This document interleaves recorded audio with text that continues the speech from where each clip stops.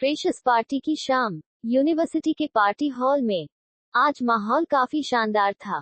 ये मुंबई की top class university थी, इसलिए फ्रेशर्स पार्टी की अरेंजमेंट भी टॉप क्लास की गई थी। पार्टी हॉल में सारे स्टूडेंट्स अपने अपने पार्टनर्स के साथ ही एंट्री ले रहे थे।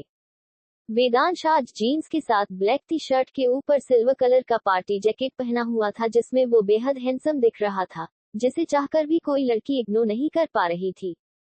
वहीं काव्यांश ने भी आज ब्लैक कलर की satin shirt with black pant पहना हुआ था, जिसमें वो भी काफी हैंडसम दिख रहा था। निहार ने भी प्लीट क्रीस्ड शर्ट के साथ ब्लैक पैंट पहना हुआ था। उसका ये लुक काफी क्लासी और एलिगेंट था, जो उसे एज ऑलवेज चार्मिंग बना रहा था।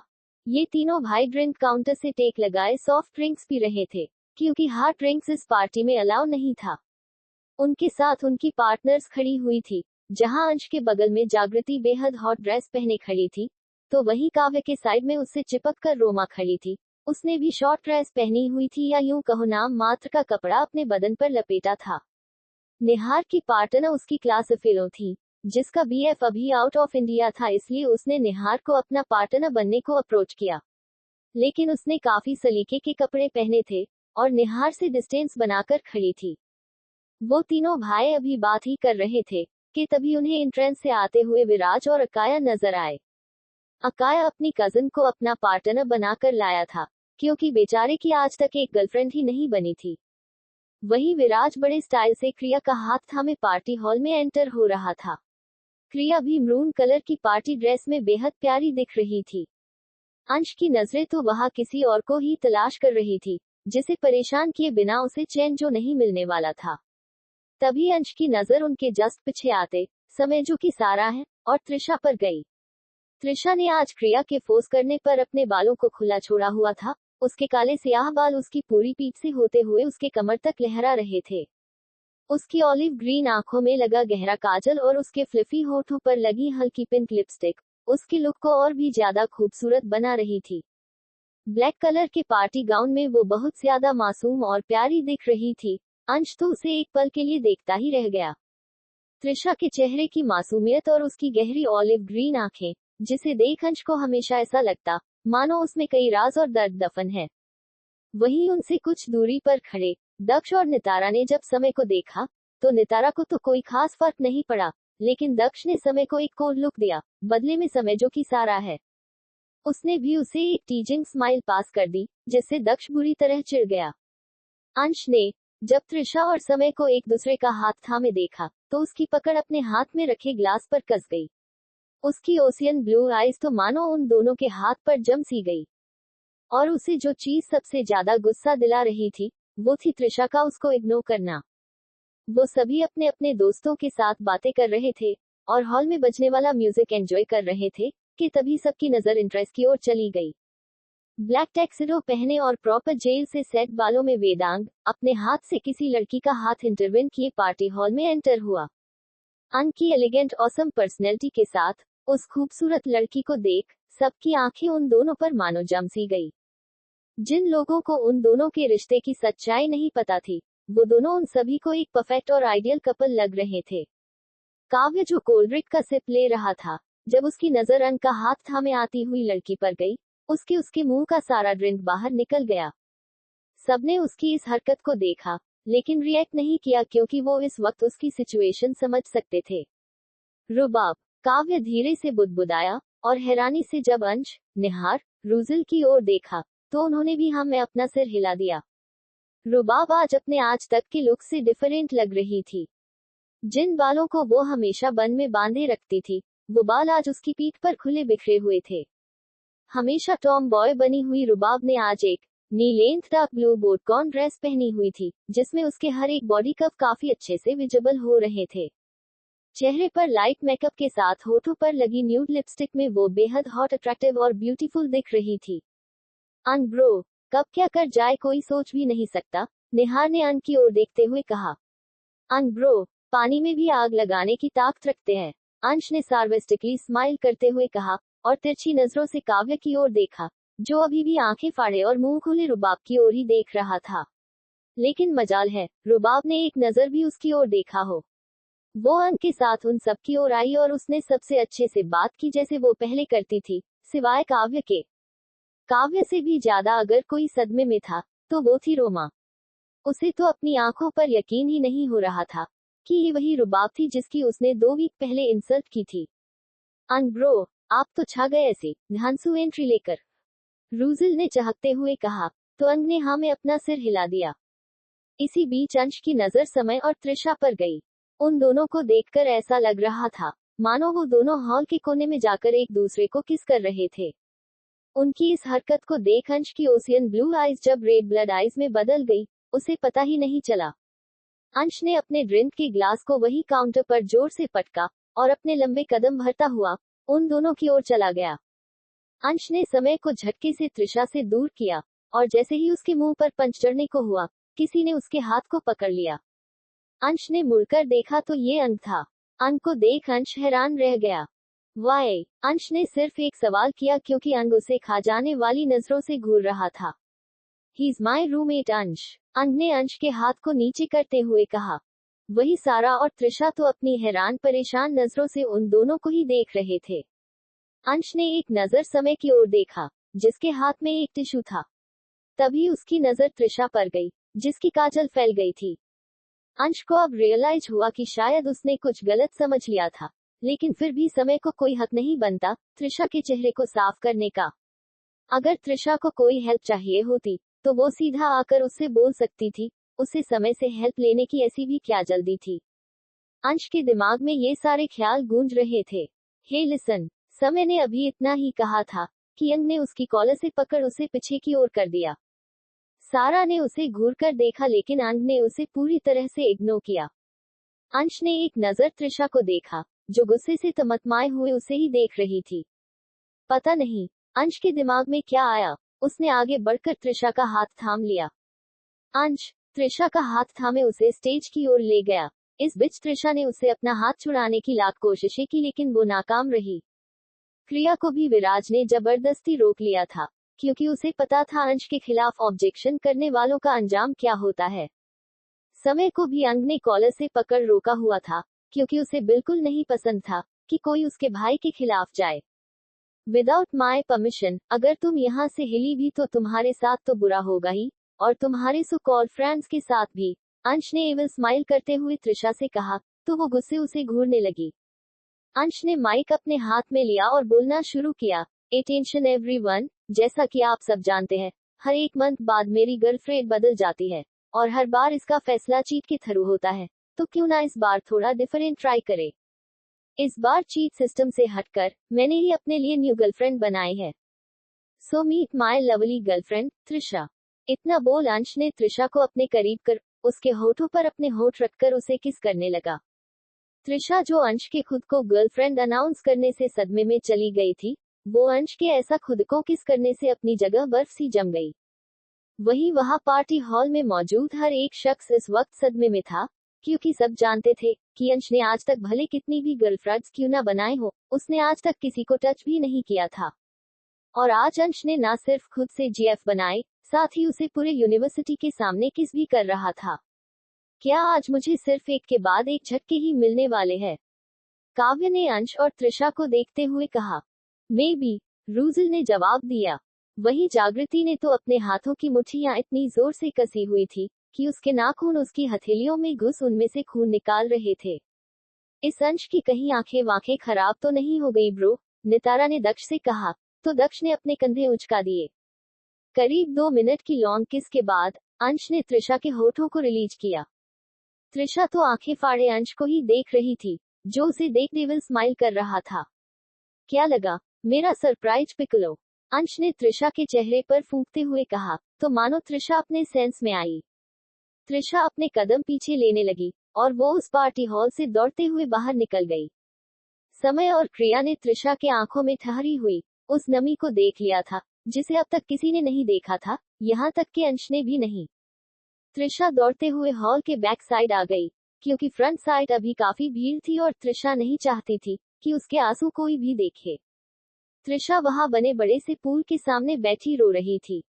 उसे इस वक्त ऐसी फीलिंग आ रही थी मानो किसी ने उसके गाल पर खींचकर एक तामचा जड़ दिया हो।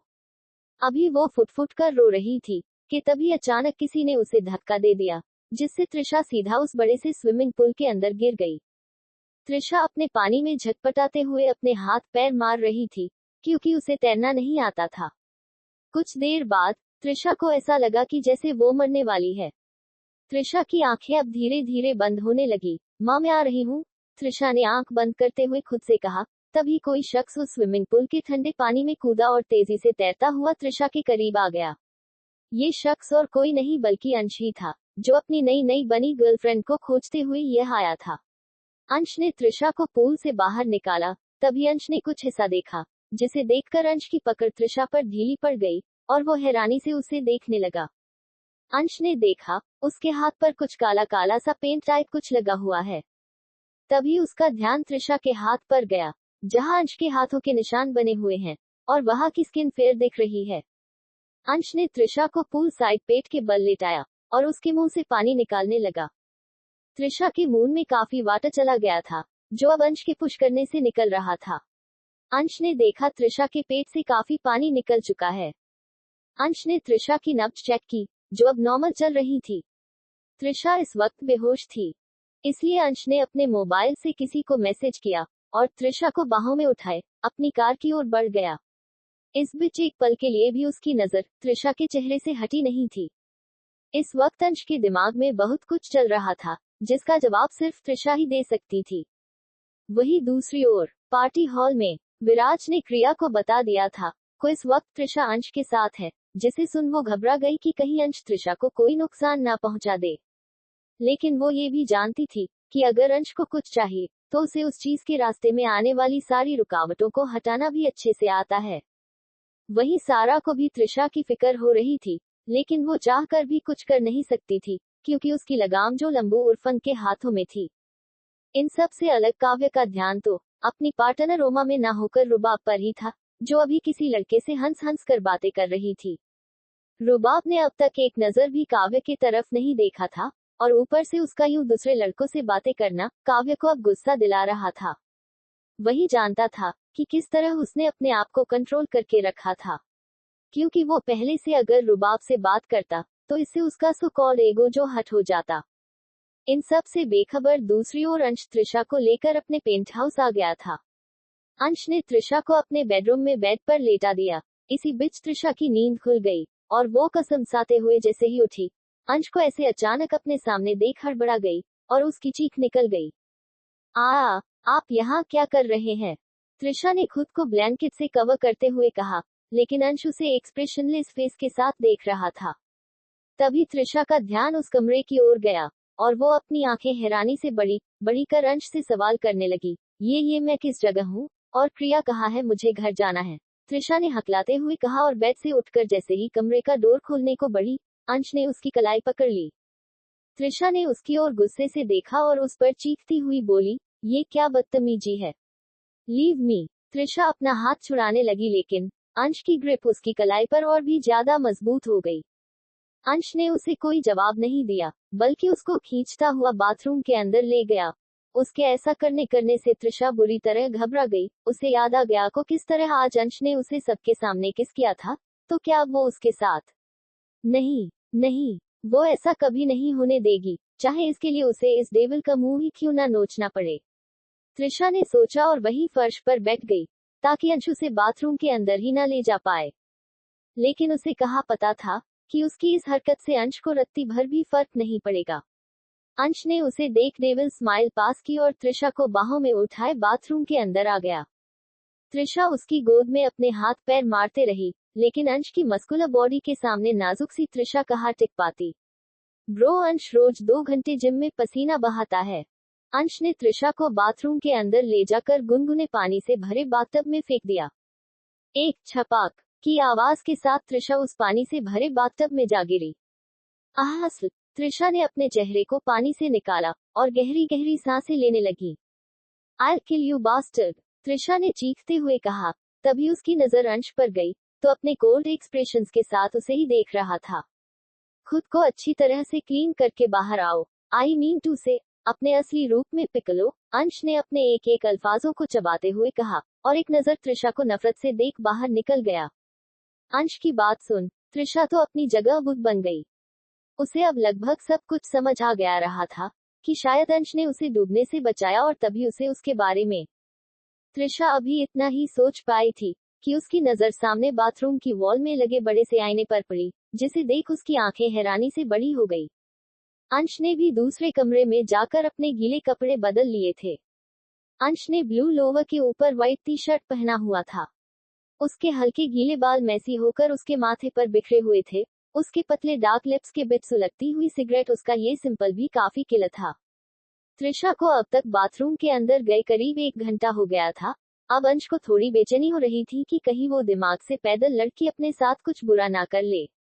अंश ने अपनी सिगरेट फर्श पर फेंकी और उसे अपने पैरों से मसलकर वो बाथरूम की ओर बढ़ गया।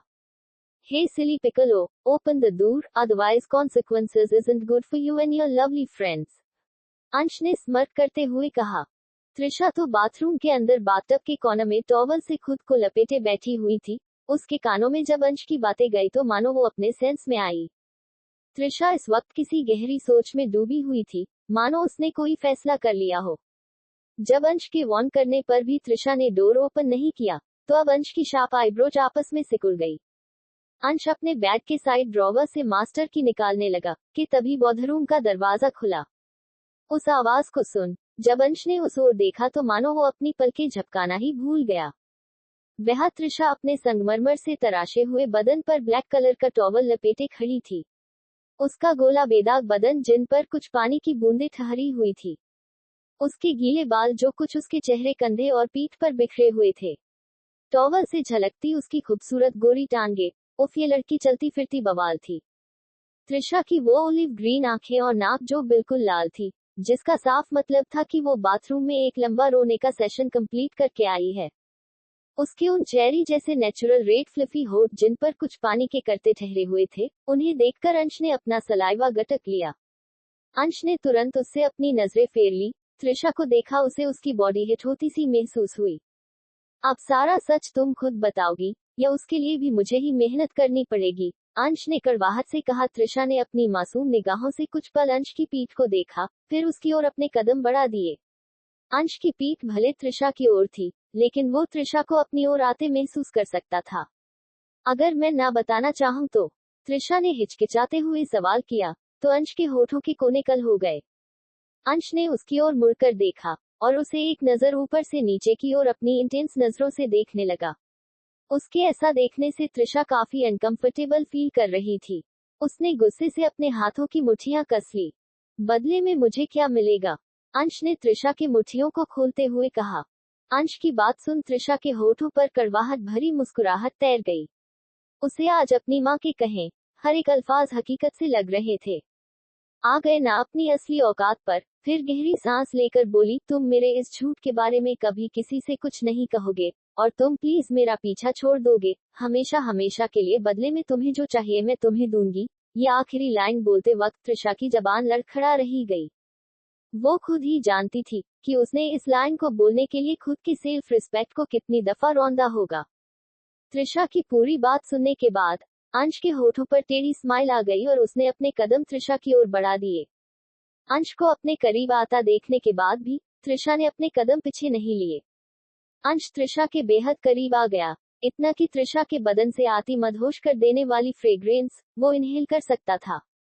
त्रिशा भी अंश की गर्म सांसें अपने चेहरे पर फील कर सकती थी। ना चाहते हुए भी त्रिशा का चेहरा लाल हो गया। अंश ने एक इंटेंस भरी नजर से त्रिशा के लाल पड़ चुके चेहरे को निहारा, फिर उसके कान पर झुककर अपनी डीप हस्की वॉइस में बोला, you have to spend tonight with me Piklo. Ansh की बात सुन त्रिशा ने अपनी लाल आंखों से अंश की ओर देखा। अंश उसके देखते ही डेविल स्माइल करते हुए उसे आई विंक कर दिया। त्रिशा अपनी आंखों में दुनिया जहान की नफरत समेटे अंश को देख रही थी, जो उसे ही देख डेविल स्माइल कर रहा था।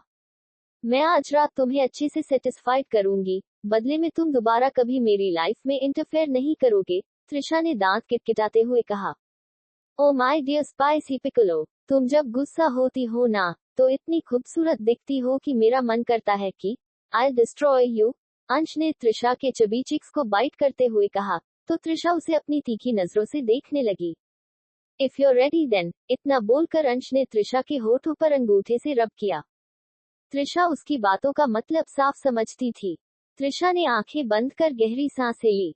त्रिशा ने अंश का चेहरा अपने हथेलियों से थामा और पंजे के बल खड़े होकर अंश के होठों पर अपने होठ रख दिए।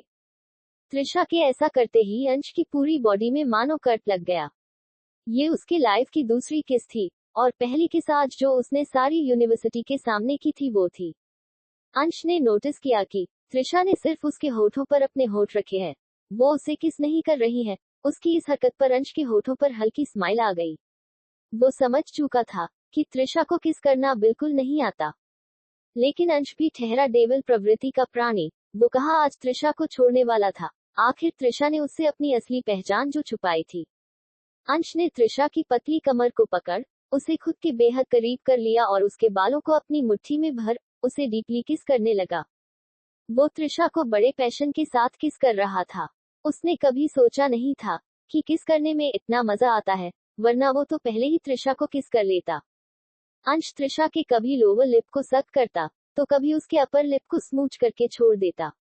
त्रिशा अंश को किस बैंक नहीं कर रही थी, वो तो बस आंखें बंद किए अंश को उसकी मर्जी का करने दे रही थी।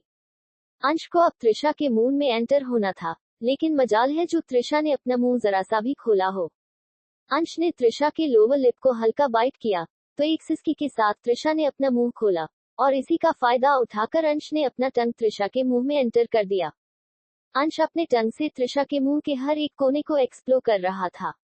त्रिशा का पूरा चेहरा ठीक से सांस न लेने की वजह से लाल हो रखा था। अंश को जब रियलाइज हुआ कि त्रिशा को सांस लेने में दिक्कत हो रही है, तो उसने अपनी किस ब्रेक कर दी।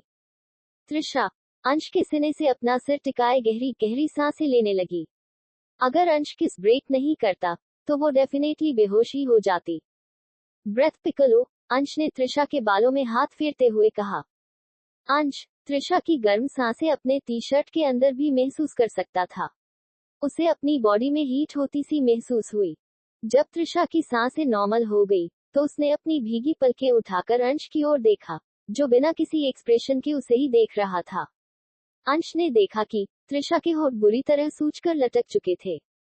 अभी भी वक्त है, तुम चाहो तो सारा सच बता सकती हो पिकलो, अंश ने त्रिशा के होठों पर लाइट किस करते हुए कहा। अंश ने त्रिशा को बाहों में उठाया और उसे लेकर बेड की ओर बढ़ गया। अंश ने त्रिशा को बेड पर किसी नाजुक डॉल की तरह लेटाया और त्रिशा की ऑलिव ग्रीन आंखों में देखता हुआ अपनी टी शर्ट उतार कर साइड फेंक दिया।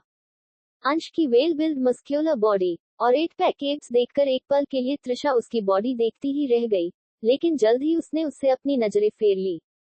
त्रिशा की ऐसी बेरुखी देखकर अंश ने ना में अपना सिर हिला दिया। वो जानता था को त्रिशा को उसमें रत्ती भर भी इंटरेस्ट नहीं है। अगर उसकी जगह कोई और लड़की होती तो अब तक अंश के साथ फिजिकल हो जाती, और जब अंश खुद उसके करीब आना चाहता है तो डेफिनेटली वो ऐसा करती। लेकिन पता नहीं ये लड़की किस मिट्टी की बनी है या लड़की ही नहीं है, लेकिन जो भी है अब वेदांश सिंघानिया को इस एरोगेंट लड़की में इंटरेस्ट है। अंश ने मन ही मन सोचा और त्रिशा के ऊपर आ गया। त्रिशा ने झट से अपनी आंखें बंद कर ली, इसी के साथ उसके आंखों के कोनों से आंसू बह निकले। उसकी पूरी बॉडी हल्की कांप रही थी। लेकिन ये क्या, अंश उसके बाजू में लेट गया और त्रिशा को बाहों में भरकर सो गया। त्रिशा ने उसे हैरानी से देखा, तभी उसके कानों में अंश की वही अट्रैक्टिव मेनली वॉइस सुनाई दी, अगर तुम्हें नींद नहीं आ रही तो हम साथ में जाकर कुछ एक्सरसाइज कर सकते हैं, जिसके बाद थकावट से जरूर तुम्हें नींद आ जाएगी। अंश के ये अल्फाज थे या जहर जो त्रिशा को अपने हलक में घुलते हुए से महसूस हुए। त्रिशा ने झट से अपनी आंखें बंद कर ली। अंश हल्की सी अपनी आंख खोल त्रिशा को देखा, जो सचमुच सो चुकी थी। फिर वो भी उसे बाहों में भर सो गया। वही दूसरी ओर इटली में सैम जो अपने कमरे में बैठा लैपटॉप पर कुछ काम कर रहा था, किसी ने उसका डोर नॉक किया।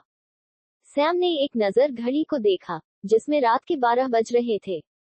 सैम ने अपना लैपटॉप साइड किया और जाकर दरवाजा खोला तो बाहर अपने टेडी को बाहों में पकड़े नूर खड़ी थी। सैम ने उसे एक आईब्रो रेज करते हुए देखा, मानो पूछ रहा हो कि क्या तुम इस वक्त मेरे साथ डांडिया खेलने आई हो। नूर ने अपने चबी चिक्स को और भी ज्यादा गुब्बारे की तरह फुलाया और सैम के कमरे में आती हुई बोली, I want to sleep with you. Noor की बात सुन सैम ने उसे हैरानी से देखा, जो अब तक उसके बेड पर अपने बडी को सुला चुकी थी। सैम ने गुस्से से कहा, ये क्या हरकत है, तुम ऐसे कैसे मेरे रूम के अंदर आ सकती हो। मैं सिर्फ रूम के अंदर आई नहीं हूँ, बल्कि आपके साथ सोऊंगी भी। नूर ने बेड के बीच अपने टेडी को सुलाकर खुद उसके राइट साइड सोते हुए कहा, तुम अपने पैरों पर यहाँ से जाना पसंद करोगी या तुम्हारे पैरों को मैं पार्सल कर दूं? अंकल के पास, सैम ने दांत पीसते हुए कहा। सैम की बात सुनकर नूर की छोटी सी नाक बिल्कुल लाल हो गई। वो तुनक कर बोली, तुम्हारा ज्यादा नहीं हो रहा है? अगर मैं ज्यादा करने पर आ गया ना, तो तुम इस कमरे से सीधा हॉस्पिटल जाओगी, सैम ने सार्कास्टिकली कहा। नूर इतनी भी बेवकूफ नहीं थी कि सैम के बातों का मतलब ना समझ सके, लेकिन वो भी ठहरी नूर आसानी से थोड़े मानने वालों में से थी। नूर ने मासूम सी शक्ल बनाए और अपने आंखों में मोटे मोटे आंसू लाकर सैम को देखने लगी, जो उसे ऐसे देख रहा था मानो उसके ड्रामा के खत्म होने का इंतजार कर रहा हो। नूर ने रुंधी हुई आवाज में कहा, मुझे अकेले रूम में नहीं सोना, कल रात मैंने बहुत बुरा सपना देखा था, प्लीज मुझे अपने पास सुला लो प्लीज। नो, सैम ने सपाट लहजे से कहा। Please, no, please. सिक्योरिटी, जा रही हूँ, तुम ही अकेले यहाँ कमरे में सो जाओ, बिल्कुल ऐसे सोना कि अगली सुबह मैं तुम्हारी ये सड़ी हुई शक्ल ना देखूं हो। मैं जा रही रॉबिन के घर, आज रात मैं उसके साथ ही सोऊंगी। नूर बड़बड़ाते हुए सैम के बेड से उठी और अपने बड़ी को लेकर वहां से जाने लगी। वही सैम जो कब से नूर के जाने का ही इंतजार कर रहा था, जब उसने नूर के मुंह से रॉबिन के घर जाकर उसके साथ सोने की बात सुनी तो उसकी हनी ग्रे आइज बिल्कुल रेड हो गई। नूर ने ध्यान नहीं दिया कि सैम ने अपने हाथों की मुट्ठी इतनी जोर से कसी थी कि उसके वेन्स नजर आ रहे थे। नूर अभी कमरे के बाहर अपने पैर रखने ही वाली थी कि उसे उसके पैर हवा में होते से महसूस हुए। नूर हड़बड़ा गई, उसने देखा कि सैम ने उसे अपनी बाहों में उठाया हुआ था। सैम को देख नूर ने राहत की सांस ली। सैम ने नूर को बेड पर लेटाया। तुम यहाँ मेरे साथ सो सकती हो, लेकिन इसके लिए तुम्हें मेरी 3 शर्तों को मानना होगा, सैम ने अपने दोनों हाथ फोल्ड करते हुए कहा। नूर ने हैरानी से सवाल किया, शर्त? कैसी शर्त? क्या उसे मानना जरूरी है? बहुत, सैम ने उसे घूरते हुए कहा। भौंक हो, आई मीन बोलो, नूर ने मुंह बनाते हुए कहा। फर्स्ट ऑफ ऑल, तुम्हारा ये भद्दा सा भालू मेरे बेड पर नहीं रहेगा। नहीं, ऐसा नहीं हो सकता, मुझे इसके बिना नींद नहीं आती, नूर तुरंत बोली। अगर ऐसा है तो उठाओ अपना भालू और वो रहा दरवाजा, जाकर सो जाओ अपने कमरे में इस भालू के साथ, सैम ने नफरत से नूर के बड़ी को घूरते हुए कहा। नूर ने कुछ सोचा फिर ओके कहा। सेकंड थिंग इज कि तुम्हें अगर मेरे साथ सोना है तो तुम्हें ब्लाइंड फोल्ड लगाना होगा, सैम ने नूर की ओर ब्लाइंड फोल्ड बढ़ाते हुए कहा। ओके, नूर को ये शर्त काफी अजीब लगी, लेकिन उसे इससे उतनी भी प्रॉब्लम ना थी, इसलिए वो आसानी से मान गई। अब तीसरी शर्त, बताने की कृपा करेंगे प्रभु समर्थ मल्होत्रा महाराज, नूर ने नौटंकी करते हुए सैम की आरती उतारते हुए कहा। तो सैम ने ना में अपना सिर हिला दिया। ये लड़की पूरी की पूरी पागल थी, और उसने उसे भी अपने पीछे पागल किया हुआ था, सैम ने मन ही मन सोचा। सैम ने टेढ़ा मुस्कुराते हुए कहा, किस मी?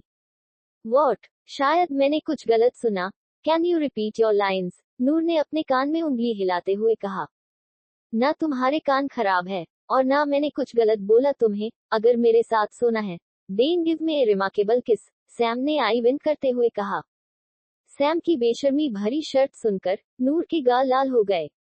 उसका मन कर रहा था कि वो अभी इसी वक्त सैम का मुंह नोच ले, लेकिन उस साय को मैस्कमिन का निवाला बनने से बेहतर तो इस बेशर्म लड़के को किस करना था। नूर ने सोच फिर अपनी मरी हुई आवाज में हम कहा। तो मेरी शक्ल क्या देख रही हो, मुझे किस करूं? सैम ने अंगूठे से अपने होठों को रब करते हुए कहा, तो नूर दांत पीस कर रह गई। नूर बेड ने उठकर सैम के करीब गई।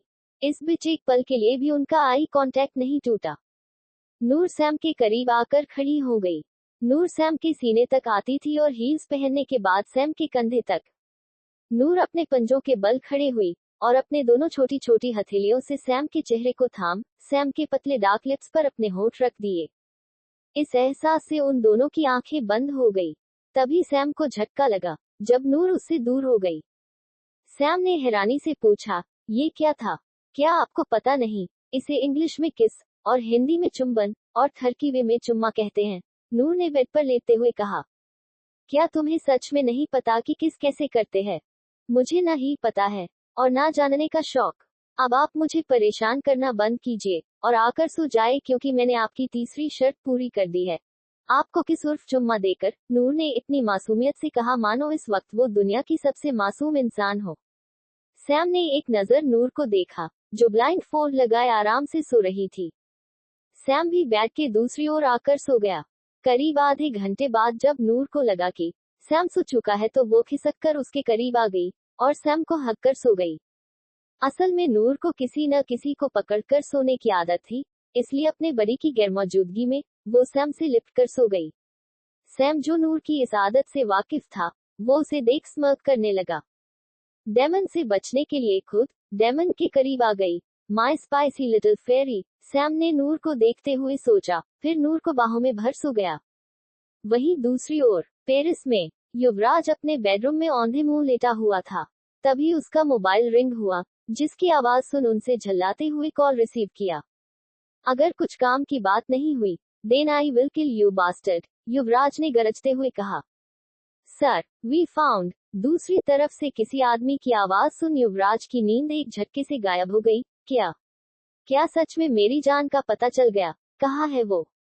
युवराज की खुशी उसके कांपते हुए आवाज में महसूस की जा सकती थी।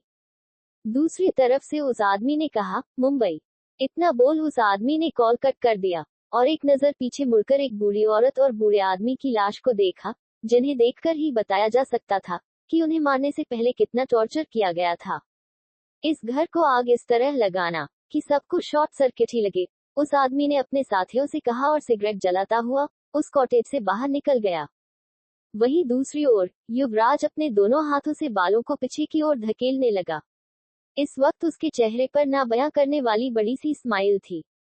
तभी उसकी नजर दीवार पर लगी सारा की बड़ी सी तस्वीर पर पड़ी और वो उसे छूते हुए बोला, मैं आ रहा हूँ जान, तुम्हें हमेशा हमेशा के लिए अपना बनाने, और इस बार कोई तुम्हें मुझसे दूर नहीं कर सकता। तुम्हारे और मेरे बीच आने वाली हर रुकावट को दूर करना युवराज मालिक बहुत अच्छे से जानता है। मेरा इंतजार करना माय लव, युवराज ने सारा की तस्वीर पर सदक्टिव तरीके से हाथ फेरते हुए कहा। इस वक्त वो किसी साइको से कम नहीं लग रहा था। उस तस्वीर में सारा का डॉगी उसके गालों को चूम रहा था और सारा आंखें बंद कर मुस्कुरा रही थी।